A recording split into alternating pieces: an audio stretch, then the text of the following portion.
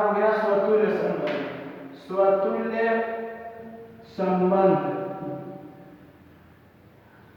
और यहाँ पर जो एक लड़का है वो लड़की से प्रेम करता है, ठीक है।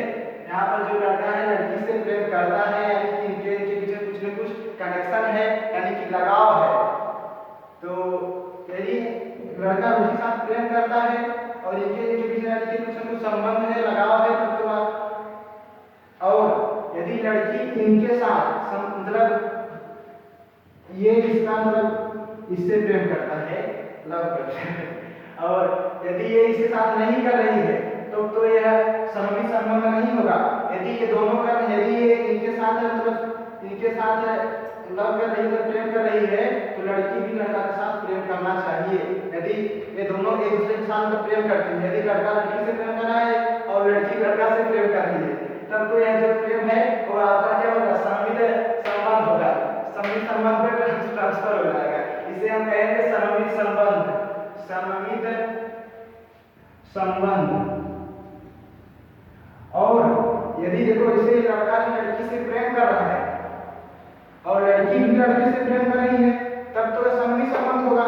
यदि लड़का लड़की से प्रेम कर रहा है पर लड़की लड़की से प्रेम नहीं कर रही है, यदि कहने का मतलब ये है जो A comma B belongs to R है तो ठीक है, बट क्या नहीं है, B comma A belongs to R नहीं है, does not belongs to R है। कहने का मतलब A comma B belongs to R है संबंध में, और B comma A belongs does not belongs to R है, तब तो यह आपका क्या होगा, सममित संबंध नहीं होगा। यदि A comma B belongs to R है और B comma A belongs to R है, तब तो आपका सममित संबंध होगा, ठीक है। अब संक्रामक संबंध, एक तो आप संक्रामक के बारे में पहले से ही परिचित हैं। संक्रामक देखो, संक्रामक क्या होता है, संक्रामक प्रकार का रोग होता है। और यहाँ पर संक्रामक के संबंध सीखेंगे। संक्रामक संबंध क्या होता है, आपको हम थोड़ा रैंडम एग्जांपल देकर समझा रहे हैं। संक्रामक संबंध होता क्या है।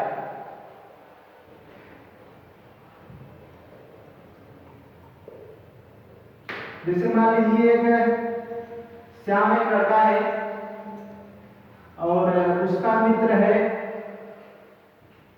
कृष्णा, ठीक है, और ये इसके ससुराल जाता है, ठीक है। थोड़ा आपको यहाँ पर समझाने के लिए हमें ऐसा बोलना पड़ रहा है, तो आप इससे का ध्यान रखें, बाद हमारी बातों को समझ पाए अच्छे से।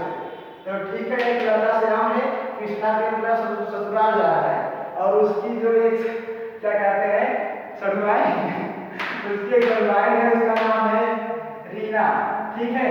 अब वो उसे देखो, पहले तो इसका संबंध इसके साथ था, श्याम का संबंध कृष्णा के साथ था। अब वह अपने ससुराल में गया तो उसकी एक ससुराल है, इसका नाम है रीना। अब वो डायरेक्ट इनसे ना कुछ करकर इनका कनेक्शन इनके साथ हो जाता है, यानी कि देखो पहले ये संबंध इनके बीच में था, अब ये संबंध श्याम के डायरेक्ट जाकर रीना से हो गया, यानी कि रिलेशन जो है बढ़ रहा है, तो संक्रामक संबंध होगा। कहने का मतलब ये है A comma B belongs to R है और B comma C belongs to R है, तो A comma C belongs to R हो रहा है यहाँ पर। इसीलिए जो है ए कामा, तो लिखेंगे A comma C belongs to R है। A comma B belongs to R है तो B comma C belongs to R है। यदि A comma B belongs to R है तथा B comma C belongs to R है, तो A comma C belongs to R होना चाहिए, तब तो आपका क्या होगा, संक्रामक संबंध होगा, ट्रांजिटिव रिलेशन होगा। जैसे आप आपको एग्जांपल दे रहे हैं, तो श्याम है कृष्णा है, इनके बीच में संबंध है, यानी दोस्ती का संबंध है। अब ये अपने ससुराल गए थे, कृष्णा ससुराल गए थे, इनके ससुराल में इसका नाम है रीना, इनके साथ देखो श्याम का संबंध इनके साथ तो था पर इनके साथ भी हो गया, इसीलिए संबंध क्या हुआ, आपका संक्रामक संबंध हुआ, यानी कि ट्रांजिटिव रिलेशन हो गया।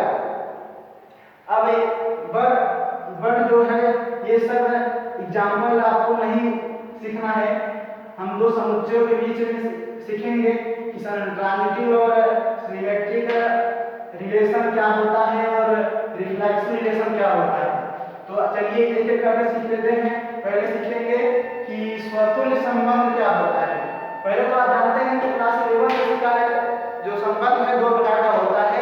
एक तो अलग अलग समुच्चयों के बीच में होता है और एक ए पर संबंध होता है, यानी कि एक समुच्चय ए का ए के साथ संबंध होता है। ठीक है, तो जैसे मान लीजिए आप एग्जाम्पल ले रहे हैं, ये एक समुच्चय है। देखो समुच्चय क्लास 11 में आपने सीखा था, समुच्चय का जो दो समुच्चय में जो संबंध है वह संबंध समुच्चय को पहले बात दो तरह से निरूपण करते हैं। पहला तरीका क्या है? पहला तरीका है रोस्टर रूप, दूसरा तरीका है समुच्चय निर्माण रूप। तो यानी कि दोनों तरीके आपको आना चाहिए। क्लास 11 इसके बारे में बहुत चर्चा की गई होगी, आप पढ़े होंगे। और यहाँ पर सीख रहे हैं समुच्चय में जो संबंध है वह प्रश्नावली 1.1 सीखेंगे। जो समुच्चय के संबंध है क्या वो सममित है और स्वतुल्य संबंध है, सभ्रामक संबंध है। इन्हीं संबंधों के बारे में क्लास 12 में प्रश्नावली 1.1 में सीखेंगे। और यदि जो संबंध स्वतुल्य भी है, सममित भी है और संक्रामक भी है वह तुल्यता संबंध कहलाता है। जो संबंध यहाँ पर लिखेंगे तुल्यता जो संबंध होता है, तुल्यता संबंध, तुल्यता संबंध, जो तुल्यता संबंध है, यदि ऐसा संबंध लिखेंगे, ऐसा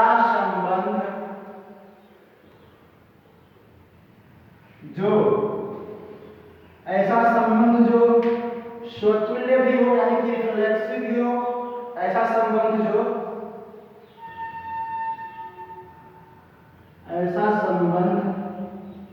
जो स्वतुल्य संबंध